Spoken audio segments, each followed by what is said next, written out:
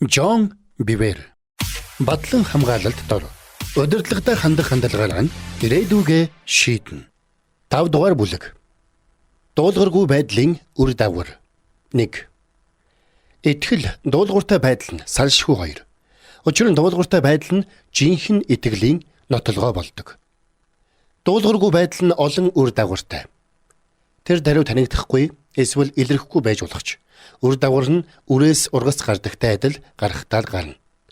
Биднийг мэхэлж унгах гэсэн сэтгэлийн дайсан маань биднээс энэ мэдлэгийг таснууж дуулууртай байдлыг аль болох хөнгөн хуумгай зүйл шиг үзүүлэхийг ирмэлцдэг. Зарим хүмүүс гаргасан шийдвэрийнхэн түргэн ашиг нь дуулуургүй байдлынх нь үр дагаврыг дарна гэж боддог. Энэ үхлийн аюултай худал дүгнэлт. Өнөөдөр ямар их газар авсан нь даанчтай гэмээр. Энд чинь хуйлгүй байдлын нууц буюу далд хүч шүү дээ. Дараагийн 3 бүлгийг үзээд та цаашид дуулуургүй байдлаар хизээж тоглохгүй гэдэг хатуу шийдвэрийг гаргасан шийдвэртээ үнэн ч амьдрах болтугай хэмээн миний бие найдаж бас залбирч байна. Адамын хөвгүүд. Бүгдээрээ хичээлээ Адамын ууган Каинаар эхлэе. Каин тариачин байв. Түүний дүү Абель нь хончин байв. Нэг удаа Каин эзний өмнө газрын шим болох үр жимсээр харин Абель сүргийнхээ анхны төлөөр тахил өргөсөн тухай бичээс өгүүлдэг. Абель бас 20 сүргийнхээ анхны төлийг болоод түүнийхээ өөх тосноос өргөжээ. Эзэн Абелийг болон түүний өргөлийг ойшон хүлээн авсан боловч Каиныг болон түүний өргөлийг ойшоосонгүй. Каин ихэд уурлан уруу царайлав. Эхлэл 4:4-5. Ингэхэд энэ түүх өнөөдөр чуулганд маш их ярьдаг. Бурхан та нарыг байгаагаар ч л хүлээж авна гэдэг үгийг нэцааж байна. Энэ үнэн л дээ. Гэхдээ тэглээгээд бид бах байдгаараа байгаад байж болохгүй. Биднийг гэмшсэн нөхцөлд л Бурхан биднийг хүлээж авна. Бурхан биднийг байгаагаар минь хүлээж авна гэдэг мэдээллийг Анания, Сафира хоёр дээр хэрэгжүүлээд үзэлтэй. Тарахгүй байгаа үстэй. Тэд үгсэн. Үйлс 5:1-11. Бурхан Каины тахлыг аваагүй. Бүр тодруулбал Бурхан Каиныг хүлээж аваагүй. Бурхан Каиныг хүлээж аваагүй гэдэг нь Каины хувь тавилан дууссан гэсэн үг биш. Харин бидний Бурхан хүнийг байгаагаар нь хүлээн авдаг гэдэг теолог л худлаа болж таарч байна гэсэн үг. Энэ теолог нь бидний зүрхнээс эзнээс эмээн хүндэтгэх хандлагыг хуулж хайдаг учраас тун аюултай билээ. Эзнээс эмээх хүн биднийг хамгаалж биднийг нүглээс хол явахад хүргэдэг. Гэтэл 20:20. Анания, Сафира хоёрын үхлийн дараа чуулган даяар энэ бүхнийг сонссон бүгд дээр үлэмжийн айдас ноёлов. Үйлс 5:11 гэж Библи хэлдэг. Дуулуургүй байдал зүгээр биш юм. Би Адамын 2 хүүгийн түүхийн хэрэгжилтийг ойлгомжтой болгох үүднээс өнөөгийн амьдрал дээр буулгамаар байна. Тэр хоёр эзний нэрийг дууддаг гэр бүлд өсч төрнжээ. Тэгээд тус тусдаа өөрсдийнхөө амьдралыг төлөөлсөн тахилыг эзэнд авчирч өргөжээ. Библи биднийг бие амьд тахил болгон өрг Ром 12:1 гэдэг. Бурхны өмнө тахил өргөнө гэдэг нь түүнд үйлчилж байгаа амьдралыг илтгэж байгаа юм. Бид Бурханд үйлчилдэг Абелийн тухай, Бурханд үйлчилдэггүй Каины тухай яриаггүй. Каин казино, стриптиз клуб, бар саваас салдаггүй. Цуглаанаас зайлж зугтдаг хүн байгаагүй. Каиныг Бурхныг мэдхийгч хүсдэггүй хүнтэй бүү эндүрээрээ. Тэр хоёрыг хоёуланг нь Бурхантай харилцаатай итгэгч нар гэж үзэж болно. Тэр хоёр эзэнд өргөл авчрах гэж хоёулаа хичээнгүй хөдөлмөрлсөн. Үнэн дээр Каин Абелаас ч их хөдөлмөрлсөн байх. Би тариалан мал маллагааны талаар сайн мэдэхгүй ч газар тариалангийн ажил нь мал маллахаас хүнд гэдгийг мэдэгтэйг. Малчин хүн өглөө үдээс хойш их ажилтай байгаад харин өдрийн халуунд сүүдэр бараадан амарч идэж уудаг. Тэгвэл газар тариалан бол хавьгүй эрчимтэй. Каин Бурхны хараасан яг тэр газартаа барилтан байж хөлсөө урсгасныхаа үр дүнд өргөлөө гаргаж авсан. Эхлэл 3:17-19. Каин газрыг чулуу, хожуул зэрэг хур хогоос нь цэвэрлсэн. Дараа нь газраа хагалж хөрсөө боловсруулсан. Дараа нь үрээ суулгаж, усалж, бордож, ургацаа хамгаалсан. Тэр өргөлөө гаргаж авах гэж нүр их хичээн зүтгэжээ. Бурхан яагаад Каиныг хүлээж аваагүй вэ? Тиймээс бид Бурхан Каиныг хүнд хүчээр ажилсныг нь мэдсээр байж, яагаад өргөлийг нь хүлээн аваагүй вэ гэж асуух ёстой. Хариулт нь аав ээжтэй холбоотой юм. Цэцэрлэгт Бурханы бүтээсэн бүхэн бүрхүүлтэй байсан. Ан амьтад үстэй, загас хайрстай, шууд өдтэй, жинстэй цагаан баавга байхгүй. Түүнд нэмэлт бүрхүүл хэрэггүй. Адам Ева хоёрын хувьд ч ялгаагүй байв. Тэдэнд материаллык бүрхүүл юм хувцас хэрэг байгаагүй. Тэд алдраар титэмлэгдсэн байсан. Дуулал 8:5. Титэмлэгдсэн гэдэг үг нь дугуйлах юм уу? Хүрээлэх гэсэн утгатай. Тэд алдраар хужигдсан байж. Тэдэнд тохиосон бурхны алдар нь тэдний нүцгэн биеигч халахлах үйц яруу жавхлантай байжээ. Тиймээс л бичээс хүн эхнэр хоёр нүцгэн байсан бөгөөд тэд ичсэнгүй. Эхлэл 2:25 гэдэг. Амьдрал нь бурхны өмнө байсан тул тэд ичхүрийг мэддэггүй байжээ. Хувцас хэрэггүй байсан учраас тэдэнд энэ тухай бодогдоочгүй. Гэтэл тэднийг дуулуургүй загнах үед энэ бүхэн өөрчлөгдөжээ. Тэднийг дуулуургүй авирлахаас өмнө сүнс нь бүрэн ноёлдог байсан бол дуулуургүй авирлсныхын дараа бие нь ноёлж эхэлжээ. Тэднийг эдсний дараа бичээс шууд тэгээд тэр хоёрын нүд нээгдэн хоёулаа нүцгэн байгаагаа мэдсэн. Эхлэл 3:7 гэдэг. Тэд мэдсэн гэдэг үгд хамаг учир бий. Тэд урд мэддэггүй байсан зүйлээ мэддэг болжээ. Сайн муугийн талаарх мэдлэгийн зарчим нь зөв буруугийн дагуу амьдрах юм. Нүглээс өмнө тэдний үйлдэл нь сайн муу, зөв буруугийн талаарх мэдлэгт бус. Бурхны мэдлэгт эрхшээгдэж байв. Тэд итгэл хайраас төрсөн дуулууртай байдлын мэдрэмжээр хөдөлдөг байв. Зөв буруу нь тэдний ухаанд бус. Бурхны моторт байжээ. Библи хад болсон түүний үйлсэн төгс, зам нь үнэн.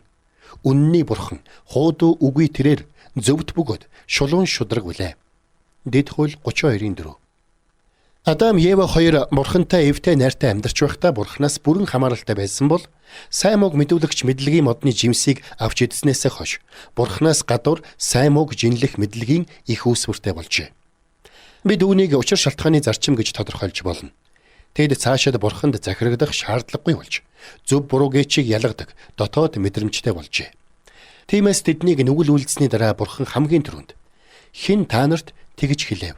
Эхлэл 3:11 гэж асуусан байдаг. Бурхан асуулт асуухдаа мэдээлэл олж авах гэж бус. Харин хэлэх үгдээ татах гэж асуудаг юм. Бурхан тэр хоёрыг модноос идчихээд эдүгээ өөрсдийнхөө ухаанаар ярьж байгааг нь мэдэж л байсан. Тэд дуулууртай байдлыг учир шалтгаанаар сольжээ. Бурхан үнэндээ та нар надаас гадуур зөв буруугийн мэдрэмжээ хангадаг их үүсвэртэй болжээ. Та нар сайн мууг мэдүүлэгч модноос иджээ гэсэн байна. Адам Ева хоёр дуулуургүй авирлсныхаа дараа шууд л нүцгэн бие инжирийн навчсаар буюу газрын үр жимсээр халахлаа зогсохгүй. Нүцгнээсээ зовон нуугджээ. Тэгтэл бурхан тэднээс та хоёрыг нүцгэн гэж хэн хэлэв? Эхлэл 3:11 гэж асуусан. Тэр хоёр дөнгөж сая олж авсан зөв буруугийн шинэ мэдрэмжээрээ нүдэндээ зөв харагдсан зүйлээ үйлдэх гэж оролдсон ч нүцгэн санагдсан хിവэрэл байжээ. Тэр хучлаг нь бурхны арга зам байсангүй. Тэгтэл бурхан нүцгэн байдлыг нь арилгах зохистой бүрхүүл болж чадах тахилыг харуулжээ. Бурхан гэмгүй амьтныг нэрлээд арьсаар нь Адам Ева хоёрыг хочжээ. Энэ нь газрын үр жимс бус. Бурханы гаргаж өгсөн арга зам байв. Тэр үед бурхан чухам юу хүсэж байгааг Адам Ева хоёр ойлгоогүйч Каин Абель хоёр ойлгожээ. Тэр хоёр аав ээжийнхэн амьдралаас бурханд ямар үргэл тааламжтай байдгийг ойлгосон байна. Каин бурханд газрын үр жимсийг өргөсөн ч энэ нь мөн л бурханд тааламжгүй үргэл байв. Каин бурханд өөрийнхөө арга замаар үйлчилсэн байна. Тэрээр дүү Абель шиг хүүхдийн цэвэр дуулууртай сэтгэлээр үйлдэхийн оронд учир шалтгааны арга замаар ажилдаг хараалт татагдан зөв буруугийн учир зүйд урвжээ. Чи үүнийг захирах ёстой. Бичээс итгэлээр Абель Каиныхаас үлэмж дээр тахилыг бурханд өргөв. Үүгээрээ тэр зөвхт гисэн гэрчлэлийг хүлээн авав. Бурхан түүний бэлгүүдийн тухай гэрчилсэн юм. Тэр өгсөн боловч итгэлээр ярьсаар байна. Еврэ 11:4 гэдэг. Шинэ гэрээний бичээж Абелийн дуулууртай байдлыг итгэлтэй тэнцвүүлжээ. Жинхэнэ итгэл нь дуулууртай байдалтай тэнцдэг бөгөөд үүн дээр л үндсэлдэг болохыг бид дараагийнхаа бүлгээрээ сурна. Жинхэнэ итгэл нь зөв буруугийн мэдрэмжээр бос, харин дуулууртай байдлаар үйлдэгддэг. Бурхан өөрийнх нь хүчин зүтгэл өргөлийг хүлээж аваагүйг Каин үзэхдээ ихэд уурлан уруу царайлав. Эхлэл 4:5. Энэ нь үнэнтэй халз тулсан хоёр нүртэй шашинлаг хүний сонгодог хариу үйлдэл юм. Тэрээр уурладаг. Бичээсдэж энэ талаар дүүрэн бий. Энэ уур нь бардам зангаар хальж, харин бардам зан нь өөрийнхөө юмстаа зууралцсаар байхын тулд бурхны хүсэл арга замыг няцаадаг. Гэтэл өршөөнгүй бурхан Каины нүдийг нээх гэсэндэ чи юунд уурлана? Юуны учир уруу царайлна вэ? Хэрв чи сайныг үйлдвэл тэргүүнээ өргөх биш үү? Эхлэл 4:6-аас 7 гэж асуужээ. Бурханд зөвийг үйлдэхийн тулд дуулууртай байх хэрэгтэй. Бурхан өргөлийг, тахилыг, бус дуулууртай байдлыг хүсдэг. Бурхан олон удаа хүмүүстэй дууга зогсоож, хөгжмөө зайлуулж, тахилаа болохыг хэлсэн байдаг. Яагаад? Учир нь би дуудсан боловч хинч хариулсангүй. Би дуугарсан боловч хинч чих тавьсангүй. Исая 66:4 гэдэг. Тэд тахил өргөсөн боловч Бурханыг үгээ айлдахад нь дуулууртай дагаагүй. Дуулууртай байдал нь хамгийн өндөр хүндэтгэл болоо. Үүнийг мэдсэн болохоор одоо бүгдээрээ эхлэл дээрх сайныг үйлдвэл гэдэг үгийг намайг дуулууртай дагвал гэдэг үгээр утгыг нь өөрчлөлгүй орлуулж үзье. Тэгвэл Каин чи юунд уурлана вэ? Уурлах шаардлагагүй. Үүнийг мэд. Хэрв чи дүү шигээ намайг дуулууртай дагвал би Абель шиг чамайгч чиний тахилыгч хүлээн авна гэж уншигдах байх. Эзэн хэрв чи сайныг хийхгүй бол дуулууртай дагалгүй одоогийнхоо учир шалтгааны шугам дээр байгаад байвал гим нүгэл үүдэнд чинь гитэн нүгэл хилэнц чамайг хүсэх болно. Гэвч чи түүнийг дийлэх ёстой. Эхлэл 4:7 хэмээн анхааруулжээ. Эндээс хоёр зүйлийг тэмдэглэнэ. Нэгдүгээрт нүгэл дуулуургүй байдал нь хүсэлтэй байдаг. Дуулуургүй байдлын нууц хүч нь үүний эзэн сатан юм. Адамын нэвтрүүлсэн энэ хүч нь ганц л зориг тээж байжээ. Бүх юм, бүх хүнийг хянан захирах. Дэлхийн агаар мандал даяар дийлдэшгүй их хэмжээний радиодэвт хий цацсан хорон санаад эрдэмтэнтэй л адил. Эрдэмтэн өөрөө газар сайгүй байж чадахгүй ч хорт хийн газар сайгүй тархаж чадна. Тэрээр үхлийн дийлдэшгүй хүчийг хөдөлгөөнд оруулжээ. Хамгаалалтын баг, хувцастай хүмүүс л тэр хорт хийгээс хамгаалагдана. Бид бурхных, харин бүх ертөнц нь ёрыг нэгэн дор байдгийг мэднэ. 1-р Иохан 5:19. Нүглийн хүслийг мөн газрын татах хүчний хуйлтай жишиж болно. Газрын татах хүч нь хизээд байрандаа байж байдаг тогтвортой хүч бөгөөд бүх юмст нөлөөлдөг болно. Та барилгын орой дээрээс урууга ганц алхахтал газрын татах хүчний хуйлд автан газар дээр бяцран унана. Та унамааргүй байсан ч эсвэл газрын татах хүчинд итгэдэггүй байсан ч энэ хүчээс зайлахгүй. Тэгтэл нэгэн өдөр эрдэмтэд өөр нэг хүчийг нээв. Өргөлтийн хууль. Зөв нөхцөлийг нь тааруулах юм бол өргөлтийн хууль нь газрын татах хүчний хуулийг давдаг болохыг эрдэмтэд тайлжээ. Энэ өргөлтийн хууль дээр тулгуурлан шинийг сэдэгч зохион бүтээгч нар онгоц бүтээсэн байна. Тоонгоцонд суугаад нисэхдээ газрын татах хүчин давтан доошоо уналгүй. Энэ хуулиас чөлөөлөгддөг. Бичээс учир нь Христ Есүс доторх амийн сүнсний хууль нь чамайг нүглийн болон үхлийн хуулиас чөлөөлсөн ажээ. Ром 8:2 гэдэг. Гайхмаар мэдээ. Би маш их нисдэг. Дэлхийд даяар 30 гаруй жил сайн мэдээг тунхаглахдаа магадгүй 16 сая км газар аялсан байх.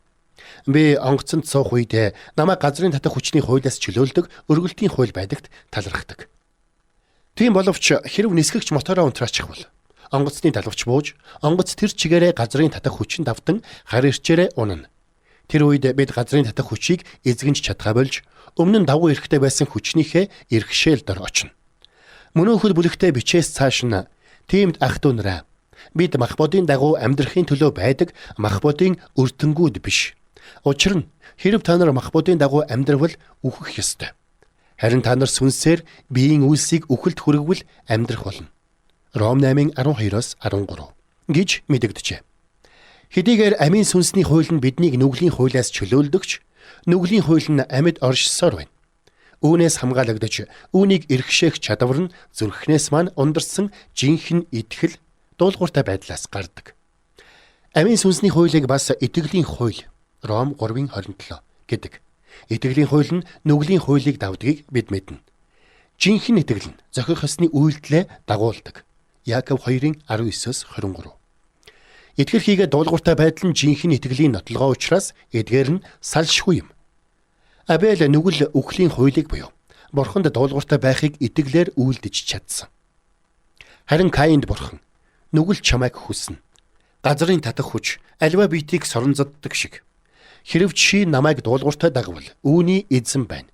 Газрын татах хүчийг эрхшээдэг шиг гэж анхааруулсан. Нүглийг дуулууртай байдлаар захирна. Онгорхой үүд. Каинд зааж өгсөн бурханы хоёр дахь зарчим нь Хэрв чи сайныг хийхгүй бол намайг дагахгүй бол гим нүгэл үүдэн дээр чинь гитэн нүгэл хилэнц чамайг хүсэх болно. Эхлэл 4:7. Бурхан үүд гэдэг үгийг хэрэгэлсэн байгааг тэмдэглэнэ. Хүн бүрийн амьдралд хийсвэр хаалга бий. Бид мэдсэн ч мдэггүйч. Ийм хаалга бий. Тэр хаалга нь таны амьдрал руу нэвтрэх орцуулдаг. Бидний авч хэлэлцэж байгаа тохиолдол дээр энэ нь нүгэл чөтгөрийн хүчний нэвтрэх орцуулдаг. Юу энэ үүдийг нүгэл чөтгөрийн нөлөөнд нээж хаадгийг Бурхан анханасаа л бидэнд хэлсэн. Дуулуургүй байдал нээж, дуулууртай байдал хаадаг. Каин эцэстээ яасан? Тэрээр өөрийнхөө ухаан, учир шалтгаан дээрээ үлджээ. Зүрхэнд нь атаархал нэвтэрч, мөрөөр нь гомдол дагаад эцэст нь үзэн ядалт орж ирсэн. Удалгүй аллах төлөвлөгдөж, төдөлгүй хилэндээ багтарсан Каин дүүгээ алжээ. Тэр дайсагч Бурханаас айж эмээх сэтгэлээ алджээ. Бурхан дүүг нь хаа байгааг асуухад Каин шууд л биеэ өмгөөлсөн бөгөөд үүгээрээ дээрх хандалгаа харуулжээ. Би мэдэхгүй.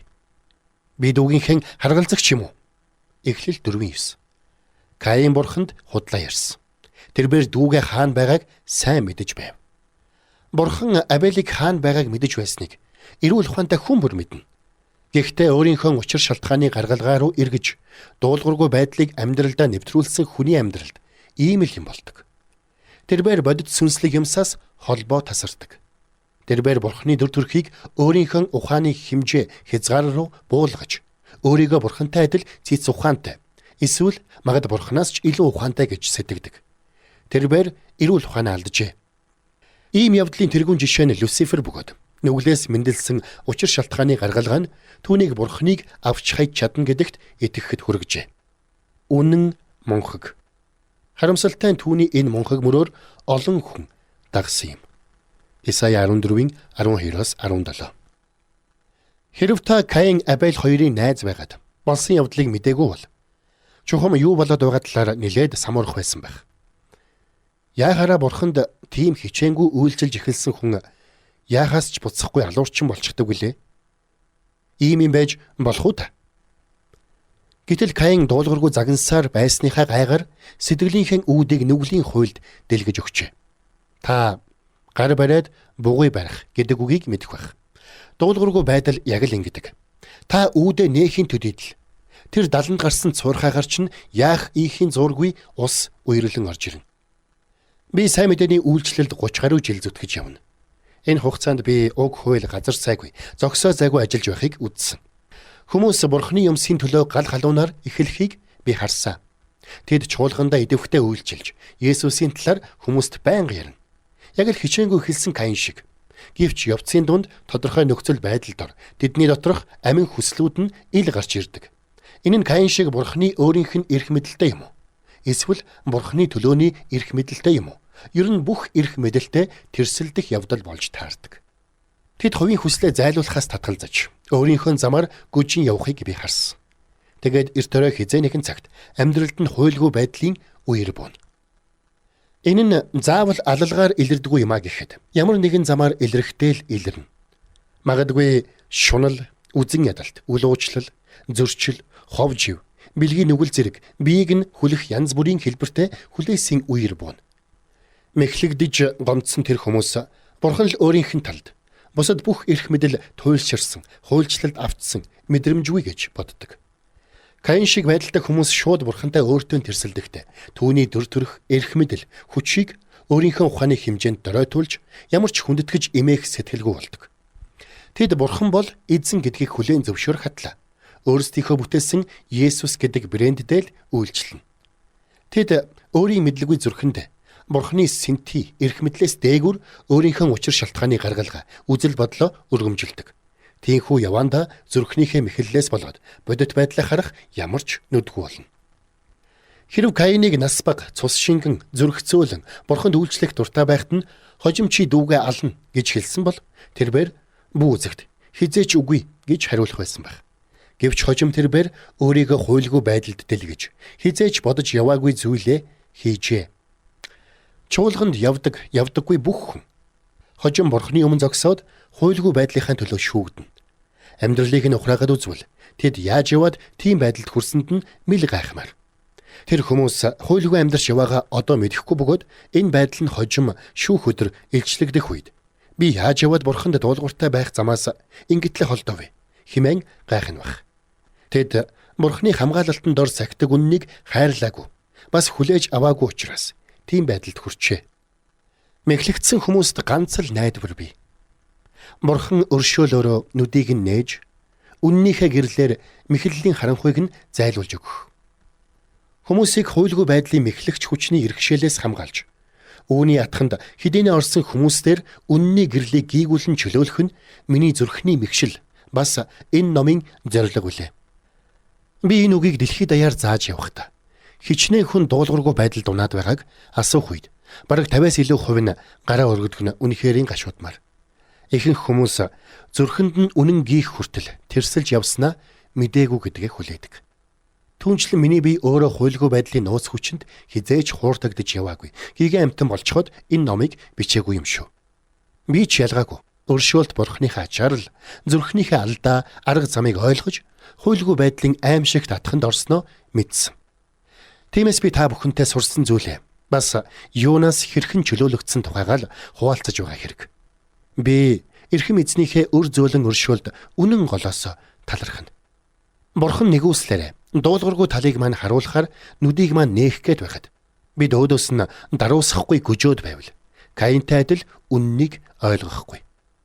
Дараагийн бүлгээрээ чөлөөлөгдөхөд даруй зан амин чухал үүрэгтэй байдгийг мөн бардам зангийн үхлийн үр дагаврын талаар үзэцгээе.